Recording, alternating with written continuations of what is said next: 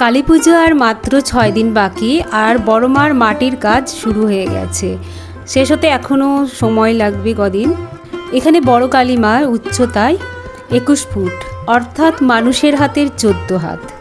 প্রায় 102 বছর আগে বড়মার পুজো শুরু হয়। নৈহাটির ভবেশ চক্রবর্তী মহাশয়, ওনার বাড়িতে মা রক্ষাকালীর পুজো হতো। তারপর তিনি একবার বন্ধুদের সাথে ভাঙারাস দেখতে যায় শান্তিপুরে। সেখানে গিয়ে তিনি রাধাকৃষ্ণের বিশালাকার মূর্তি দেখেন এবং তারপর থেকে তার মনে হয়েছিল যে তার বাড়ির ছোট্ট রক্ষাকালীর মূর্তি বড় আকারে তৈরি করে পুজো করবেন। সেটা তার বাড়িতে সম্ভব নয় বলে এই চৌমাথায় তিনি বন্ধুদের নিয়ে বড় কালী মূর্তি তৈরি করেন এবং বড়মা তাকে স্বপ্নাদেশ দিয়েছিলেন যে 21 ফুট কালী মূর্তি তৈরি করতে। 21 ফুট কালী মূর্তি অর্থাৎ মানুষের হাতে 14 হাত।